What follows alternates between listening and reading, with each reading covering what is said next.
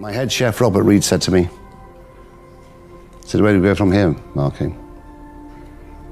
And I said to him, when I was a young boy, Mr. Reed used to tell me about a restaurant in Paris called La Serre, which was the ultimate, because it had 3 stars in Michelin and 5 red knives and forks. I said, we've got 3 stars with 4 black knives and forks. Let's go for 5 red knives and forks. For the next 3 years, we pushed and we pushed and we pushed and we did everything. In January '98, we won our 3 stars with 5 red knives and forks. I'd realized my dream all those years later. And that dream I had when I was 17 years old. I was now 37 years old, so for 20 years, I'd worked to realize my dream. Things don't happen overnight. You have to make the emotional and the personal investment to make your dreams come true.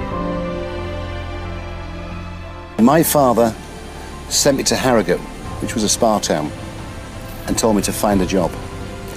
The most daunting task in my life. And I went to Harrogate and I found a job at the Hotel St George in Harrogate. And I started there on the 20th March 1978. It wasn't great food, but what they taught me was how to push, how to run, how to be consistent, because consistency is born out of discipline, how never to be late, how to go to work when you're not feeling well, and let the chef send you home. My advice to young chefs from the age of 16 to sort of 29, 30 is 14 years of a sponge. You're absorbing knowledge. Don't take a job for the sake of money. Don't worry about earning £500 a month or a year more somewhere else. Go and get knowledge, because that becomes a bigger passport for everything. The money will come once you've mastered your craft and you become incredibly talented. Work for big chefs and find a different level of comfort. When things get too comfortable and you're still living with your parents and you've still got your first job and you don't want to move out because everything's too comfortable, get out. Put yourself in a strange situation in the middle of Barcelona, put yourself in the middle of Paris, put yourself in the middle of Belgium and see what's available. It's amazing how much confidence it gives you, and more importantly, it's great to sort of eat and travel at the same time. Fantastic.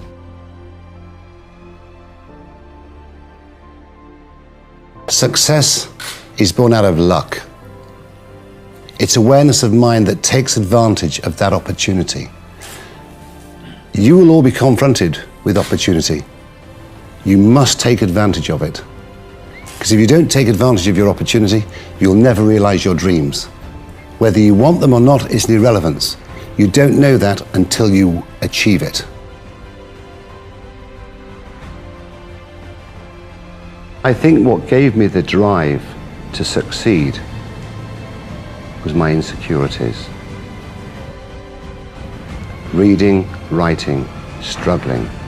It gave me that individual drive to prove myself, because I'd been belittled at school. I'd never been taken serious. I was always looked upon as being a fool, as being stupid. So it was the fuel behind me. And that's what made me work far harder, was to prove to my father and other individuals, including several teachers, that, you know, maybe I struggled with reading and writing, but I had and possessed other great qualities. And so had I been dealt with as a child, I may never have the energy or the fuel to drive me to get to where I got. I've had lots of bad luck in my life, but I think having bad luck is equally as important, because when you have bad luck in life, you have to reflect. You have to take the knowledge from that experience. We've all been treated badly. We've all made mistakes. We've all had bad luck. So what we have to do is reflect, take the knowledge from that experience, and then allow it to enrich our life. It's as simple as that. And let's be honest, when people say, do you have any regrets, Marco? I say no. Because had it not been for all those mistakes I made, you wouldn't be here. I wouldn't have the knowledge that I have today. I wouldn't have the experience that I have today. because mistakes are fine as long as you take the knowledge from the mistake.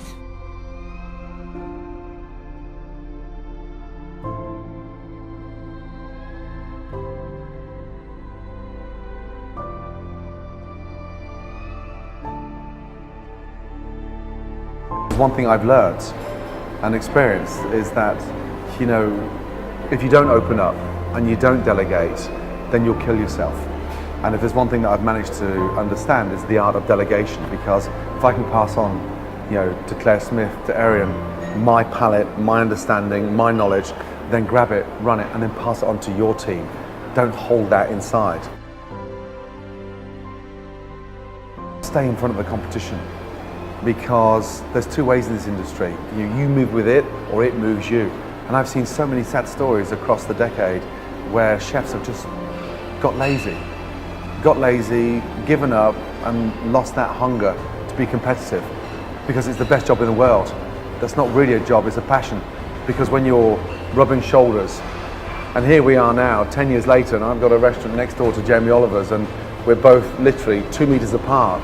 Phenomenal chef, and we keep each other on our toes. So that's exciting for me, and that's been the one key issue across the 10 years of filming Kitchen Nightmares. Never, ever, ever give up. It takes years to become a great chef. What you need to do is establish confidence in yourself. Cooking is an amazing journey, and don't think you can learn it within 3 or 4 years. It's like studying medicine. It's over a 10 to 15 year period. I'm 42 years of age and I'm still learning new exciting things now that I bring back to the fold.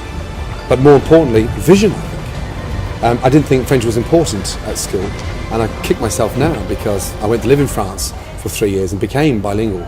But I wish I'd studied harder with a second language on my belt.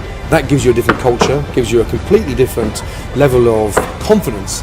Learning French cuisine, mannerism, and cooking in a very robust, tenacious way. So, yeah, vision and open-mindedness. And we never cut corners. The minute you start cutting corners in food, time out. There's no worse job to have than to cut corners in food. So, attention to detail, an amazing, exciting journey. One of the very few jobs anywhere in the world that you can travel, get paid, and experience phenomenal food anywhere in the world. Brilliant. My first passion before food was football, but I was always a good eater, great lover of food, and I grew up partly in Scotland, partly down south. So we had that sort of token of appreciation of home-cooked food. Then I was very lucky to get on a foundation course, spending the last year of my school at a foundation course, studying maths, English 2.5 days a week, and then learning to cook for 2.5 days a week, and it was a sort of new experiment. Now we had trouble with buying my first set of whites and chef knives, and we depended on the Banbury round table to come up with something like £85–90 that Mum and Dad didn't have to get my first set of whites. So I still remember that day now, and how ecstatic and happy I was when I got given my first set of whites, my knives, and all of a sudden I wanted to go on that mission. Football was a sort of huge burning ambition, and I was trying to decide. Yeah, I had a horrific injury where I smashed my cartilage, and then all of a sudden, what do? You sit there and get bitter. But I had this little burning desire of this sort of chef, this ambition, and then I sort of channeled that frustration from football into cooking in a way that I just wanted to learn. The foundation course was huge. Did a Sitting Guild 706. I was a mature part-time student, and Mum and Dad didn't have the money to send me to college full-time. So it was hard, but what I did do is take a job in the industry. I worked 6 days a week and went to college 1 day a week. So then everything started becoming clearer. Got my qualifications, the basic, and then went to London. And that's where it really just took off.